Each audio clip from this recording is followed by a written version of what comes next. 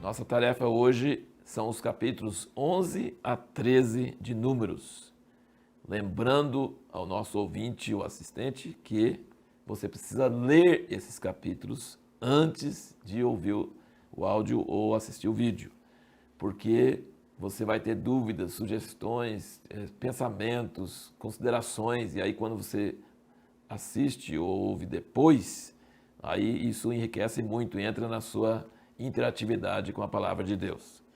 Aqui no capítulo 11, rapidamente, se você ler rapidamente, você não percebe que são duas murmurações e dois castigos. A segunda murmuração foi bem grave, aí você sabe que teve.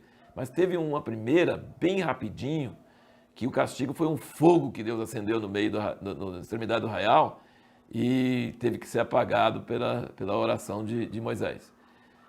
Até esse ponto, a gente sempre, quem lê o Velho Testamento, sempre fica pensando, toda vez que o povo murmura, Deus fica com raiva. Não, essa foi a primeira vez que Deus ficou com raiva. É como se a criança tivesse pequenininho e começa a dar birra e ele é muito pequenininho, então o pai tem paciência. Mas depois começa a pegar uma certa idade, aí já é uma birra de teimosia e aí precisa ser castigado. Então Deus ficou bravo a primeira vez, teve um fogo e olha que coisa interessante, o povo de Deus é igual ao faraó. Eles não acreditam que Deus vai castigar eles ou que Deus vai suprir a necessidade deles, murmuram, reclamam, Deus não existe, parece que reclama com Moisés, achando que é ele que é o problema, ele e Arão. Mas depois que dá o problema, tem uma fé tremenda. Aí eles pedem, Moisés, ora para nós, ora para nós. Faraó fez a mesma coisa, ora para nós, ora para nós. Então, assim, a pessoa tem muita fé na hora que está no problema. Mas para arrumar o problema, ela não tem fé nenhuma. Ela acha que Deus não existe, que não vai fazer nada. Então é uma coisa, uma característica da natureza humana. Aconteceu com o faraó e acontece com os filhos de Israel, a mesma coisa. Agora aqui, gente, você vê Moisés entrando em crise. E eu acho que todos os pastores e líderes conhecem um pouco desse sentimento. Porque quando o povo vai murmurando, murmurando, murmurando, e você vai clamando a Deus por eles e ajudando, chega uma hora, Moisés reclama, fala, Deus, o que eu fiz para merecer isso? Eu dei à luz a esse povo, me mata, porque eu não consigo resolver esses problemas com eles.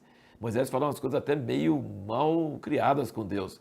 E Deus não briga com Moisés, porque Deus sabe que a carga é pesada e rapidamente ele fala com Moisés, não, peraí, vou arrumar mais 70 anciãos para carregar o peso com você. Agora essa questão dos 70 anciãos é meio interessante, porque eles escolheram eles por nome e aí chamaram para o tabernáculo, 68 vieram, 2 ficaram no arraial e esses 2 que ficaram no arraial, não sei por que não foram, talvez estavam indo para o banheiro, pegando água, sei lá o que eles estavam fazendo. Sempre vai ter uma certa porcentagem de gente que é assim, chamado por nome, os 68 estão lá e os 2 não estão.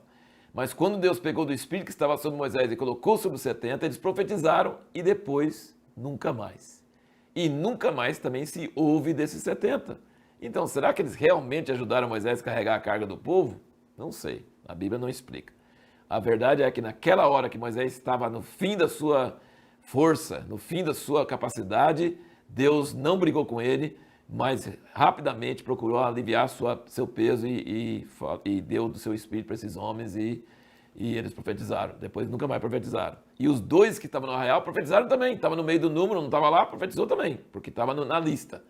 E aí Josué, que é um ministério novo, falou, Moisés proíbe eles de fazer isso. E Moisés falou, você tem ciúme para mim? Eu gostaria que todos profetizassem. Essa é a atitude do verdadeiro líder. Ele não quer ser o único admirado, ele quer que Deus dê o seu espírito para todo mundo, e isso é uma atitude assim muito bonita, muito maravilhosa. Agora você vê que Deus teve paciência com Moisés, mas Moisés estava tão na carne, entre aspas, assim, ele estava tão assim ruim, que quando Deus fala que vai dar carne, fala para o povo que eu vou dar carne para eles. E ele falou assim, onde você vai arrumar carne para esse tanto de gente? É a mesma coisa que ele falou lá, não me manda outra pessoa porque eu sou ruim para falar. E Deus falou assim, quem fez a boca? E quem fez? E Deus fica bravo. E aqui Deus fica bravo com ele nessa hora, por causa da incredulidade. Ele falou assim, você vai ver se eu vou fazer ou não? Por que você está duvidando de mim? Então nessa hora a incredulidade, Moisés, Deus deu uma broncazinha meio forte nele. Mas olha o que Deus falou com o povo. E aí que vem a pergunta que nós mencionamos no vídeo anterior. Quando que às vezes não é bom que Deus atenda ao seu pedido. Você já viu, por exemplo, uma mãe brava com seus filhos e os filhos ficam atazanando, e ela fala uma coisa absurda? Deus fala com eles do mesmo jeito, ele fala assim, eu vou dar tanta carne para vocês que vai sair pelas narinas. Isso é uma força de expressão. Olha como é que Deus age quase como uma mãe brava com seus filhos. Eu vou dar, vocês estão querendo carne, né? Vocês estão querendo carne? Então eu vou dar tanta carne para vocês que vai sair pelas narinas. E aí, quando veio aquele tanto de codornizes, e aí eles colheram isso e foi de uma hora para outra, foi de um dia para o outro, Deus deu tanta carne que Moisés estava com dúvida que Deus ia conseguir fazer isso. E aí Deus deu essa carne, só que diz que eles estavam ainda mastigando. Não saiu para as narinas, como Deus tinha falado, mas comeram carne para caramba, um mês inteiro, sei lá. Mas quando estava ainda na boca, não tinha nem engolido, que a peste matou grande parte deles. Então, às vezes, Deus dá coisas para nós que nós pedimos, mas coisa que não era bom para nós. Precisamos ter muita sabedoria e muito cuidado, porque se nós temos a atitude errada para com Deus, murmurando, duvidando dele, isso é uma coisa muito séria, muito grave. Aí nós chegamos no capítulo 12, e veja bem, o perigo do ministério muitas vezes vem dos seus parentes. Quem causou problema com Moisés foi Arão e Miriam, seus irmãos. E aqui diz que Moisés era o homem mais manso na face da terra. Ele não se defendeu. Ele não procurou se defender, se justificar. E por causa da intimidade de Moisés com Deus, Deus considerou que o que Arão e Miriam falaram contra Moisés era contra ele. Ele falou, como é que vocês não tiveram temor de falar contra Moisés? Sendo que ele conversa comigo e eu tenho intimidade com ele. E aí Deus ficou tão bravo que ele falou essas palavras duras e a Miriam ficou leprosa e Deus se afastou, foi embora, calado, emburrado, foi embora. E deixou ela, sim, foi embora. E largou eles lá, Arão está lá olhando, estarrecido, e a Miriam está leprosa. E Arão fala assim, tem misericórdia, tem dó. Aí Moisés ora aquela oração curtinha. Ó Deus, rogo-te que a cures. E Deus vem, volta e fala assim, não, ela vai ficar uma semana fora para aprender a não fazer esse tipo de coisa. Isso é uma coisa muito séria. Sim, quando fala que Moisés era o homem mais manso, lembra de uma coisa. Pessoa mansa é a pessoa que não se defende e é uma pessoa que ora para seus adversários, seus oponentes, as pessoas que falam mal de você e criticam suas motivações.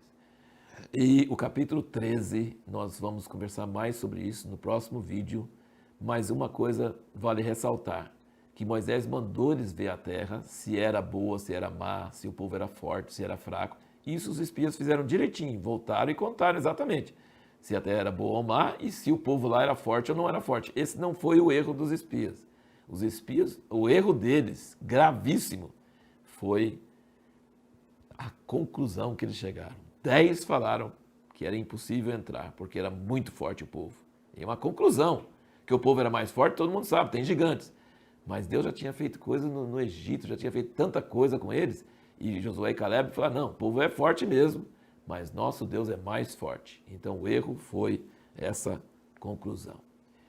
E a pergunta que nós vamos procurar responder no próximo vídeo é: existem situações onde o arrependimento não reverte o castigo?